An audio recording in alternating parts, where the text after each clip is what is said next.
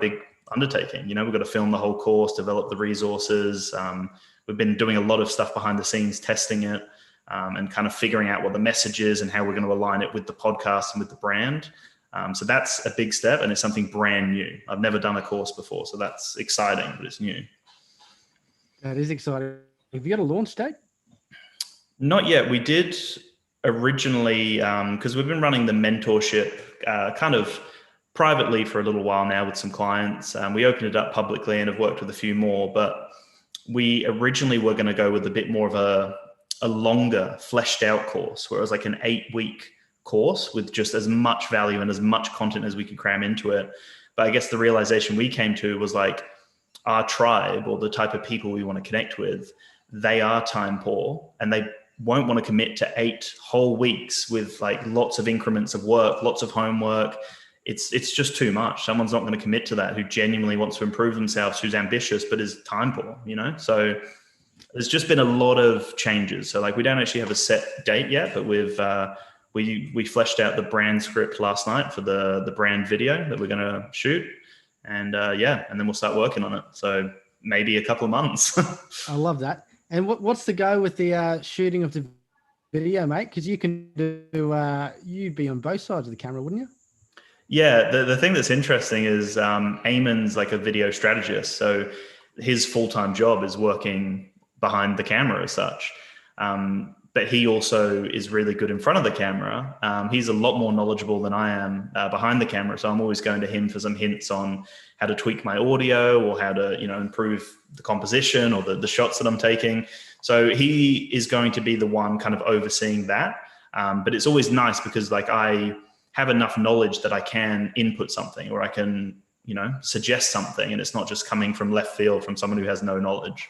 So I think that works really well, our dynamic there. Nice, mate. Talk to me about MetaMinds for a moment.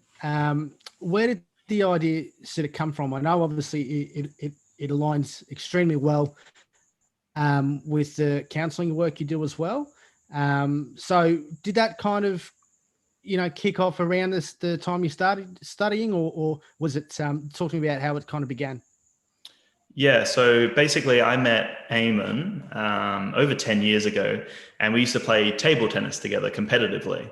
And that's how we met. That's literally how the friendship basically started.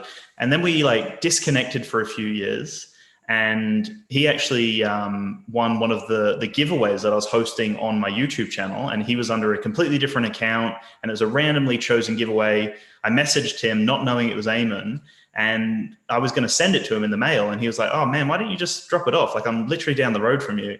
And then we met up again after a few years, rekindled the friendship. Yeah. And then for just years, we continued to have really deep, like kind of visceral conversations that like after I left and after he would leave, like we would both reflect on how amazing it was to have a friendship, especially a male friendship, where you could just leave and feel reinvigorated, like you've got a different mindset approach. You can talk about whatever you want, and there's no sort of judgment or awkwardness or that kind of male, that toxic masculinity around it, where it, any sort of emotion or anything you're talking about is just shut down in flames, because it, in society, it's very heavily pushed that you can't be that way as a man.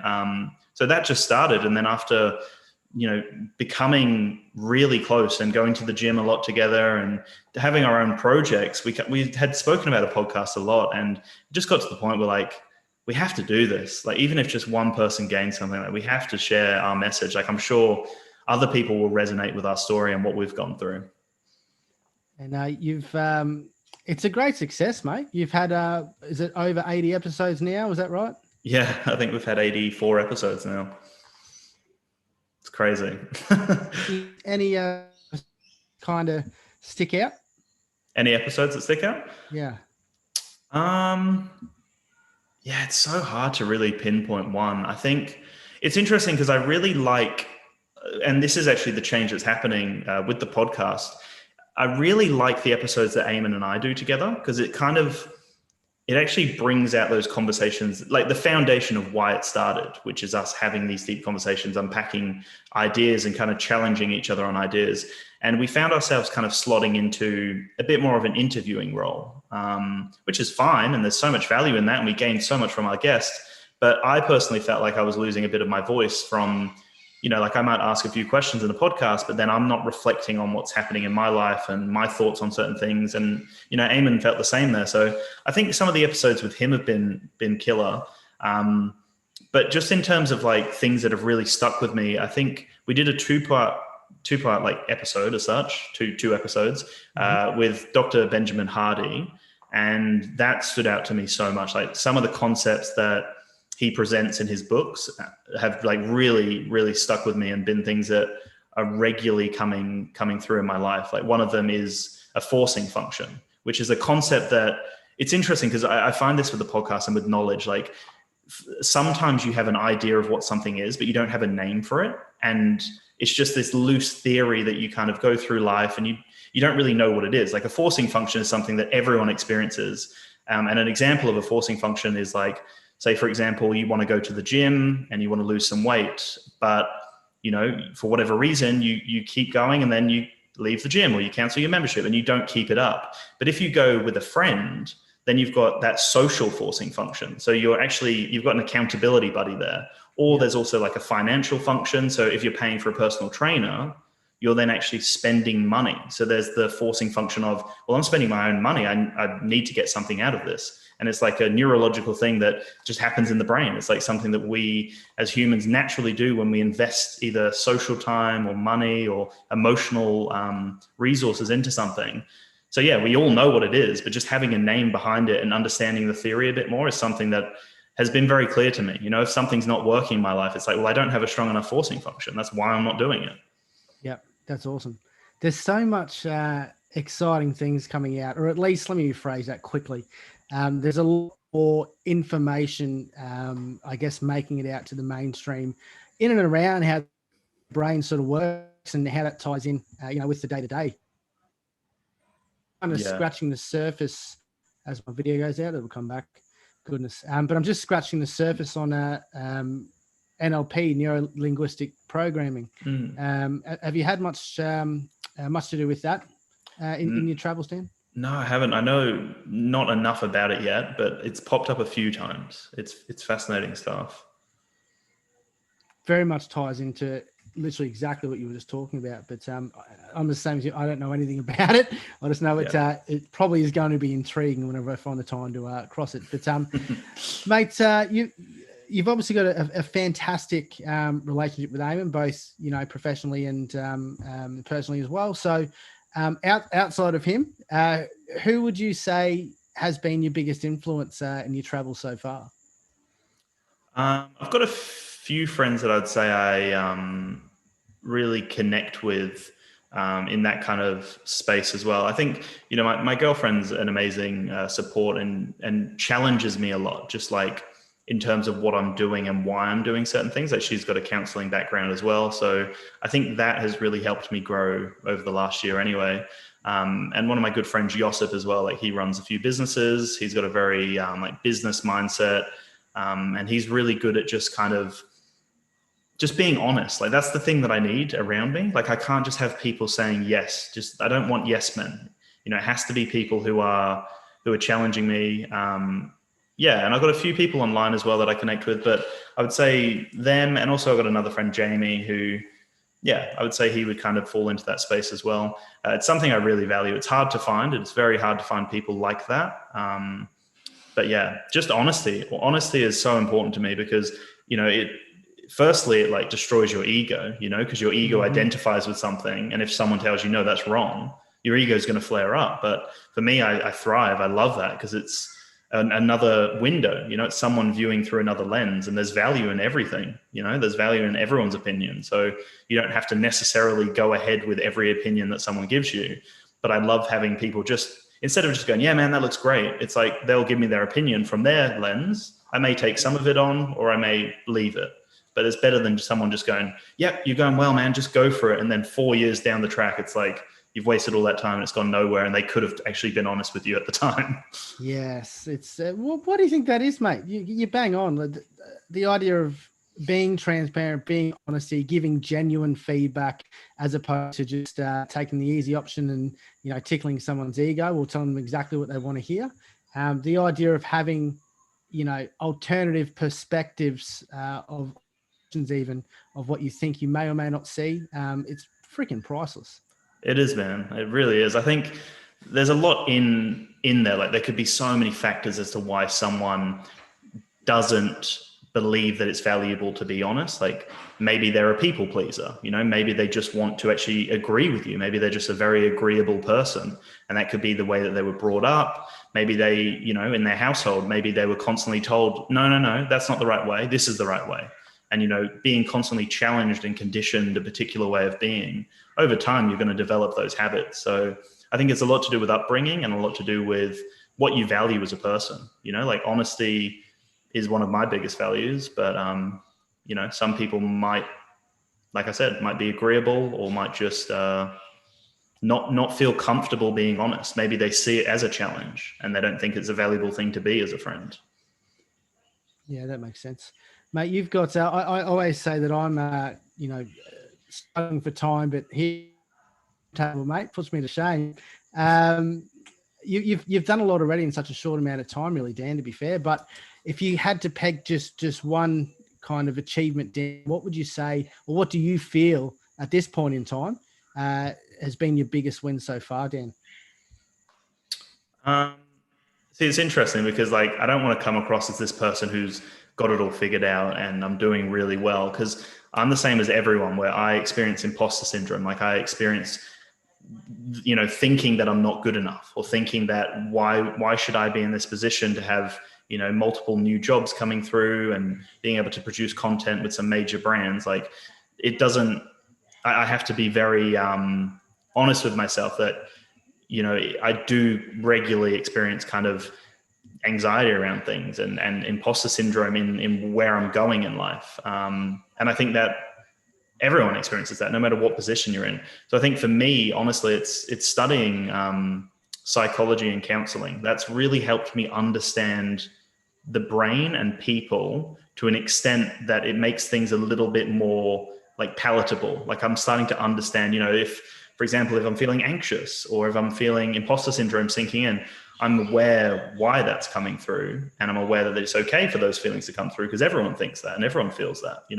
no one, regardless of what position you're in, even some of the most powerful people in the world, they would still have fleeting moments of anxiety and imposter syndrome and nerves sinking in, unless you're a robot, that's a real human experience. What's been one of your favorite sort of aha moments, whether that took you by surprise or or something that I guess eased a lot of uncertainty or even pressure around maybe behavior or human behavior, whether it's you may know, and then having that knowledge around the why or what's happened for that behavior to come about. What's been your favorite sort of aha moment, since your studies? I think, again, it's one of those things that I kind of had an idea of it, but I didn't really have a term for it. But it was actually Eamon that basically, well, it's a very common term in the kind of self-development space, but it's perception is reality, basically. And it's something that I've known to some extent, or it's kind of been around there, and I've thought, well, everyone's opinion is based on the lens that they're viewing the world through. That's something that I had an idea of, but to put the words to it made it a bit more easier to understand for me. And we were actually on Jamie Totino's podcast a couple of, maybe a month ago now, and he actually reframed it as perception is your projection. So it's like what you're projecting into the world as such is most likely your perception of the world. So for me, knowing that really humbles me, because, for example, the comment I made before about how I value honesty from people, I can value honesty, but I can also realize that that's coming from their lens. That's coming from their upbringing and the people they have around them and what they're doing with their life. So that's their truth, and that's their perception that they're experiencing life through, and the consciousness that they're experiencing. And everyone's experiencing a slightly different consciousness. We're all living in the same world, but we're all slightly seeing things differently, or some people are seeing things majorly differently from us. So I think that is very refreshing, because when I work with clients, in the counseling space, it's I have to understand that that person's been through a completely different life to me, and that's very humbling, knowing that they've been through whatever they've been through. And this is how they're seeing the world, and it's completely valid. There's nothing wrong about how people, even if, it's an aggressive way of seeing the world, or, you're angry or whatever it may be, it's like, that's your reality. There's a reason behind your behaviors or why you think that way or feel that way. And I think just trying to understand, like empathize with people's positions, that's been really powerful for me, to maybe, to feel more comfortable in lots of situations. It makes me recognize that everyone's experiencing a different moment right now. And that's the beauty. That's the beauty of the human connection. It'd be boring if we were all experiencing the same thing.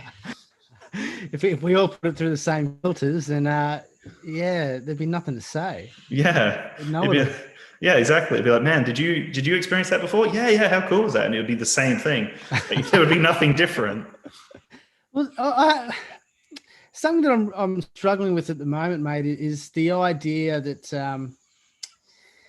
and I think even myself, to be fair, Dan, I guess what I've seemed to have viewed, or at least something that I've noticed, is the fact that I won't blanket statement, but some people, myself included, for whatever reason, instinctively struggle to have deep conversations, almost with people of the extreme polar opposite sort of point of view on sensitive sort of topics. And the only conclusion I've come to is the fact that there is emotion involved. A lot of the times it's tied into to their own identity as well. And whenever you're presented with something that makes you question the foundations of your own beliefs, that's obviously something that's normally difficult to digest. But can you shed any light maybe, or at least what are your thoughts on, why people tend to really struggle to, I guess, have difficult conversations with extreme polar opposite standpoints? One word: ego. Ego is the root of all evil. I genuinely believe that, because one of the biggest qualities of the ego is identifying with something. So for example, if someone heavily identifies with one stand or one stance on something, and you have a completely different opinion on that, then that's going to shake up their ego and sense of identity. And, unless they're aware that their ego is trying to basically identify with a particular thing and keep them in a box. And as we say on the podcast, like, we've got to thank our egos, because otherwise, we would have no sense of what's going on. Like, the ego actually kind of helps us categorize things into boxes, because, on an average day, the human brain processes like 70 to 80,000 thoughts. And if all of those thoughts were just loose thoughts that weren't categorized, like, how would you even comprehend what's happening? So, like, there's a reason why it's putting things into boxes. It just makes it easier. We're then spending less resources, calories on processing things.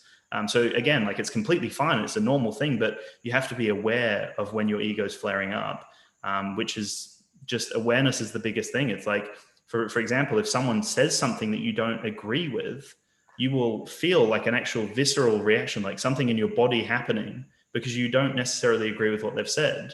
And that's your ego basically trying to, no, they're not right. We've got this opinion. But it's okay that someone else has got another opinion. So it's the idea of actually just accepting, like sitting with that and going, okay, well, my opinion doesn't have to change. I can still stay with whatever I believe in, but this other person's got an opinion, and that's their truth, and it's got value.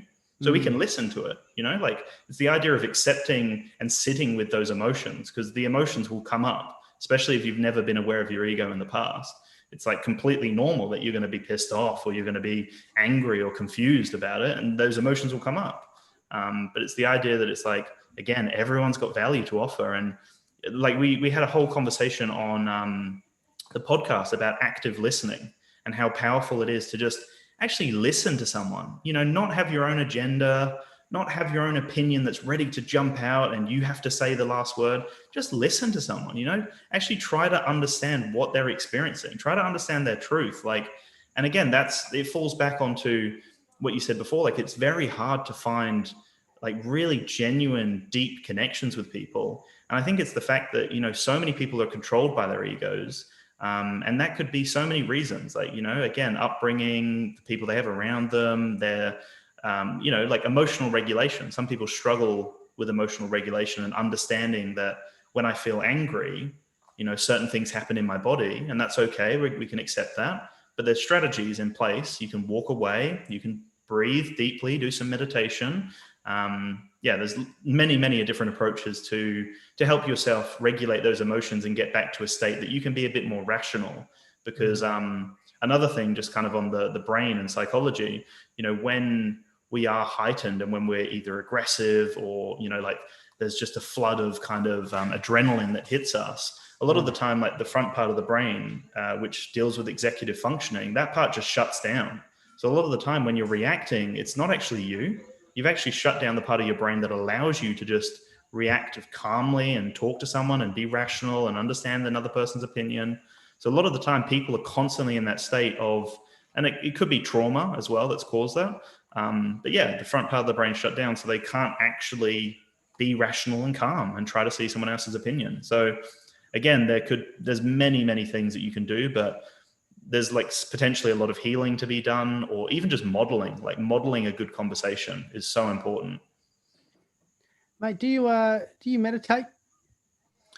It's something I want to do more of. It's something that I don't do enough of. Eamon is, because we talk about this actually a fair bit, but he is very heavily into meditation. He talks about the benefits of it. I used to be really into it, but I know, like, there's no excuse. It's not like I don't have enough time, or I know the benefits and I know it's so valuable. But I have other forms of kind of mindfulness that I'll do. Like I've got a few small approaches I do. Like let's say I'm anxious about starting a new job. Like let's say I'm going to my first day.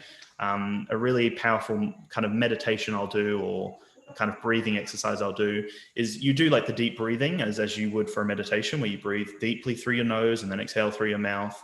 But as you're doing that, you're actually setting your intentions for the transition that you're going through. So for example, I jump in the car and I drive to my new job. So that period is a transition. I'm going from being at home in a comfortable place to then going into a space that's going to cause potentially anxiety, and it's a new experience. So, those emotions are going to arise. But it's the idea of like taking lots of deep breaths, but being intentional about what you want out of that experience. So, sometimes I'll tell myself like, Dan, like all you've got to do is you've just got to be good enough. You don't have to be perfect. It's just be good enough. Like you're capable. Everyone's capable. And it's the idea that you just have to be good enough. Just go and do your best. That's all you can ask of yourself. And that's all anyone can expect of you. And that's something I find myself doing when I'm really anxious, and it really grounds me if I'm nervous about something. I think that's, this is one of my favorite. This is I was going to say, I'm jumping one of my favorite questions, but you bang on. Meditation for me, mate. It definitely comes in and out of fashion with myself. I think whenever I've been at peak, I've definitely been, most days meditate a couple of times a day, and nutrition's been bang on. So that's usually when I've been at my peak. Mate, one of my favorite questions I'll hit you with is, what's one thing you wish you knew before starting your business that you know now? Yes, that's a good question. I think it's something I still battle with at times, but I find it to be a very common theme. Like when people reach out to me and they ask advice on certain things, one of the biggest things I find that's shared by a lot of people is this idea that it has to be perfect, whatever that is, whether it's a logo, whether it's the name of the business, the slogan, everything, like whatever it is, that's normally the thing that stops people. And that's the thing that stopped me from starting, earlier, for example. And it can be the thing that stops you from even trying something. So I think for me, it's like, it's back to that whole good enough idea. It's like, if you have an idea and you feel that you've got some value to offer, or again, like if you, it doesn't even matter if you're trying to build a business or intentionally trying to make money out of it. Like one of the big things that we've spoken about at MetaMinds is this idea of content theory. And it's the idea that if you put content out and you're authentic and genuine, the like infinite possibilities that can come from that are mind blowing. Like the job opportunities I've had just from me creating content online that isn't even related to counseling. This is prior to MetaMinds. The job opportunities that have come up, the people that have recognized me and the connections I've made have been amazing. And that was in a completely different lane. You know, that's me doing technology reviews on YouTube, and I've scored a job in the mental health space, or, you know, other opportunities have come up, like paid opportunities from that. But even just connections, like I've met some amazing people that have just literally watched my videos, and, you know, people all over the world that are struggling with life. They don't know what to do. And I'm a tech reviewer at the time, and they reach out to me and we have a conversation and we actually connect over the internet. Like, that's mind blowing to me. Like, the reason I started YouTube originally was because I was getting bullied at school and I had no friends and I didn't know who I was or where I kind of fit into this world. And for me, it was like a form of therapy. It was like, I wanted to put out content because at the time I enjoyed playing games and creating videos on games. Basically, that's how it all started. Yeah. And I couldn't imagine like how much it would have slowed me down if I had to have everything perfect. Like, if it had to be, you know, amazing audio, I had to be shooting on an 8K camera, and I had to have a film crew around me with green screen behind me. And it's like, that's not even an exaggeration. Like, some people genuinely think they have to have everything from the get-go. And when I started YouTube, I filmed on a webcam. I literally filmed on a tiny little webcam. I didn't have a microphone. I used the audio from the webcam. It was terrible. You know, like, objectively, it was not good video content, but that doesn't matter. You know, it's like, it's the process of creating is so fulfilling in the fact that it's challenging yourself. Like, you're putting yourself out there, and it allows you to develop. You know, you have to take on criticism. When you're putting content out there, you can't avoid people's opinions. You know, it's out there. And that humbles me. Like, still to this day, I get comments. I literally had a comment the other day about how basically I can't remember how it was phrased, but it was basically, the reason Dan is a counselor is because he was lazy and he couldn't get a psychology degree. And the comment was like, you're a disgrace to yourself. You have 25,000 subscribers. You've been doing this for 12 years. You don't even get an average of this amount of views. Like, why do you even do this? It's like such a personal attack, you know? Yeah. But it's again, I have to come from a space of like, I want to show sympathy for this person. Like, the fact that they've actually said that to me, like, they cannot be in a good space, you know? And I could come back with aggression and ego and go, well, what are you doing, basically? But it's like, the reality is, well, they can't be in a good space, and I have to sympathize with that and feel a little bit sorry for someone who's willing to come out of their way to try to hurt me, like to actually attack me. I don't know if I really answered the question. It's a long tangent there, but No, 100%. And let's go back to, you know, you've obviously developed some tools, you know, as easy as that. Did you have that knowledge, and I guess that viewpoint on it and the strength to kind of see it for what it really is? Or was it a little bit more you're on? no, it was definitely a journey. Like, yeah, early on, I was clearly controlled by my ego. Clearly, yeah, as everyone is, like, we don't know who we are. Like, literally, we're born into this earth, and it's like, I don't know who I am. Like, and then it always comes back to the idea that it's like, the only thing that's truly worth living for is like the present moment right now, you know, because Yeah. like, anxiety will make us worry about what's going to happen in the future and how we're going to control for that situation. And depression normally comes from a place of worrying about the past and being sad about what's happened in the past. But, you know, the reality is, it's like, the current moment is all we have control over. And even then, it's so unpredictable. You have no idea what could happen at any minute. Like, this video feed could cut out and then we've lost connection. I never get to talk to you again. But, you know, anything could happen at any moment. So basically, I guess, no, there was no way. Like, I was, as we all are, very immature through high school, had no idea what I wanted to do, who I was, still have no idea who I am, you know? Like, that's a journey. Everything's a journey. So I think it just comes with like just experiencing it. Again, it's like, I put myself out on the internet.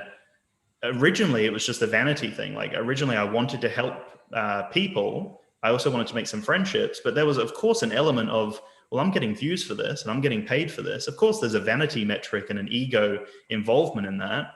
And it was only after actually getting hit down multiple times by comments or issues I had on YouTube or whatever it was, like views going down or whatever, whatever kind of factors come in, that slowly kind of chips away at your ego and sense of self. And then I had to reassess why I'm doing all of this. Like, is it for the numbers? Is it for the money? It's like, well, it's actually for the enjoyment of creating. Like, that's the thing I really love, being able to create something. So I think, that's really important to me. And I think for a lot of people out there, like if they're thinking about starting a YouTube channel or starting a business, it has to be something you care about. It can't just be, I'm going to capitalize on this market because I think there's money in it. It's like, that won't last. You'll get over it or the market will crumble and then you won't continue. It has to be something you care about. That is the essence of life. Like, what's the point of living if you don't do something that you love? It has to be something you enjoy in any aspect. Love that. Mate, well, I'm sure you do. I hesitate asking this, but I'll ask anyway. If there's any sort of privacy issues, you don't have to answer. But do you remember your first, I guess, business relationship as far as people paying you for your creative works? Yes, I do. So like the first kind of paid thing was from Google when I had like the YouTube partnership and I received a check in the mail. Like, that to me was mind blowing. Like, to receive a letter from Google that actually has a figure on it for something that I love doing, didn't expect anything from it. Basically, it got to the point that I was just doing it for the love of it. So I think that was like the first thing. But then I can't think of the first company that paid me to do content. I can't even think of who it was, but I've reviewed lots of cameras, lots of drones, and lots of kind of high-end tech. But one thing that I guess is really important to share kind of within this space as well is, I've had a few companies who have basically sent me a product, they've paid for a review, for example, and then they've expected me to say something particular. So they've tried to basically control the media. They've basically tried to make me say a particular thing. And there's a few examples of times that I've been extremely honest and very brutal about, it's my integrity at the end of the day. Like, I can't tell people that this is a good thing if it's not a good thing, because then they'll buy that product and then come back to me anyway. It's like, I have to be honest. So that's happened a few times and companies have got very angry at me. And then basically tried to threaten forms of legal action on me, or tried to threaten me to some extent. Like, we are going to take this up with YouTube and get them to take down the review because you're defaming the company, or we're going to get our legal team involved. That's happened a few times. And that's an interesting thing to navigate, because it's like, I'm not saying anything about the company. I'm saying my honest opinion on a product. And I'm very careful about how I frame things. I can imagine. So yeah, that's kind of the most like standout thing that comes to me. I think, I've had a few people hit me up, actually through Clubhouse, the new audio application, right. and kind of asking my opinion on, like, this brand wants me to do this, and I don't think the product's 100% going to work, or I've had issues with it. And it always goes back to, do not take away your integrity. Like, if you're just going to do something for money, your audience or whoever's watching you will see through that. There's only a matter of time until people look through that and go, well, actually, this is terrible, or they buy it themselves and then they hate it. And it's like, well, this person told me. Like, you've lost your integrity, you've lost your trust. So it always has to go back to, like, have to be honest with yourself, and you have to be honest with the audience that you're serving. What is your you might have a couple, but what's been your favorite, I guess, tech item that you've reviewed? There definitely have been a few. There's been some interesting ones. I think recently I really enjoyed reviewing an underwater drone. So it's basically like a little submarine. If you can imagine, like a little submarine with a camera on the end of it, and you can literally cruise that thing through the water, go down deep, and it's got two massive lights on it.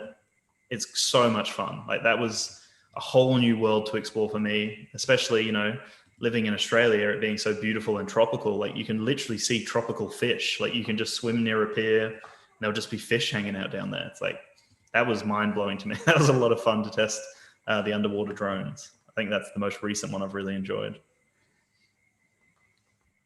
Yeah. Did you get to keep it? Yep. Yeah, I've got to keep that one. Yep. I've done a few little videos on it actually. That's a win. Yeah, that's a win.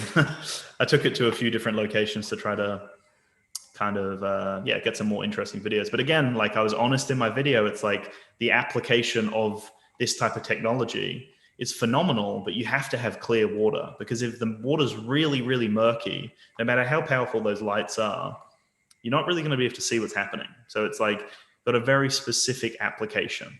It's like if you're inspecting under a pier or you're inspecting underneath your boat, for example, that could be okay. But if you're getting it purely to see fish, the water has to be really clear. Otherwise, you're not really going to be seeing anything. Yeah. Mate, Dan, have you thought about writing a book?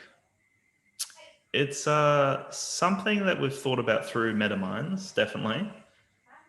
Something, yeah. I think maybe at some point in the future. Like I'm only 28 right now, and I think, it's definitely something I've toyed with the idea of.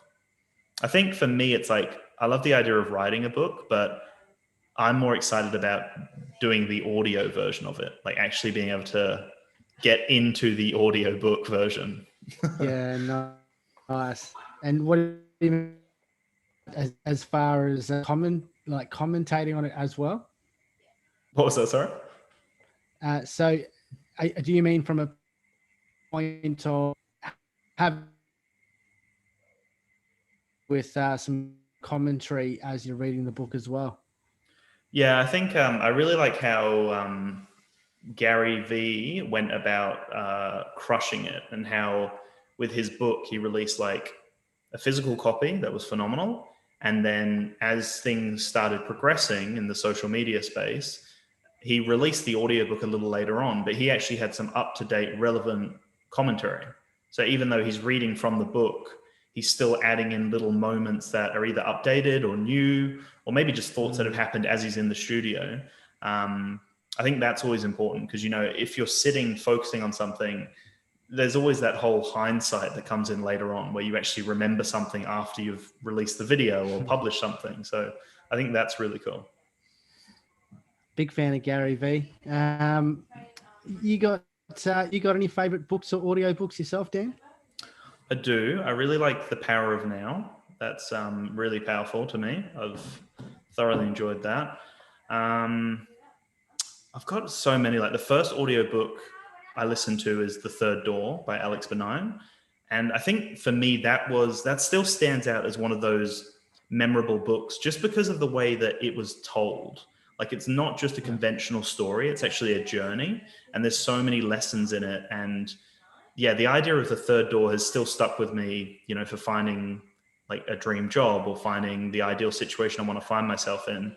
It's like, instead of just taking those conventional approaches, there's always a third door, whether that's, for example, like instead of just releasing just a resume, like creating a written resume, sending that off to a potential employer, it's like create a video resume, let them actually see what you're about.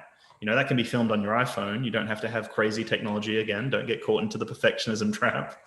But it just stands out over the applicants. And if anything, like in such a competitive world, sometimes you have to have that slight edge. And I think that third door concept really resonates with me a lot. I think about that a lot. I love that. I haven't heard of that concept before, mate, but it excites me. So who wrote that one? Alex Bernine. And I think at the time he was the highest grossing author under 30, something like that. Like super fat. And basically his whole thing is he wanted to understand how some of the most successful people in the world had got into that position. And he's just this nobody, basically. Like no one knew who he was. He hadn't written a book at the time. And it was his journey to actually get into the rooms of some of the most powerful people in the world and actually interviewing them for this book. That was the whole journey. And it was super fascinating. Wow. That's a read. Mate, Yeah. I could pick your brain for another bloody 3 hours, but I fear the video's going to drop out on us any second. But, Yeah. mate, I do appreciate your time. I know I want to get you to that dinner, but Yeah. Thank you. Mr. Dan Davis, can you do us a favour? For those of us that want to get in contact with you, can you give us all the hotspots where people can find you? Yeah, for sure. I really love, honestly, connecting with people. If you've got any sort of anything that you're struggling with, in your life or a business idea, like whatever it is, I genuinely enjoy connecting with people and helping people. And that's something I felt I never had when I was kind of growing up. So if you want to message me on just my YouTube channel is called danstube.tv, but I've got all the socials, Facebook, Twitter, Instagram, or just through MetaMinds as well. We're available through there. I really do genuinely love helping people and talking to people. So it's not like, there's no awkwardness there. Like if you've got a question, I would really love to talk to people. That's where I actually get a lot of joy from. So definitely hit me up if you want to talk. I love that. Dan, I appreciate your time, mate. Thanks for joining us on Naked Passion Podcast.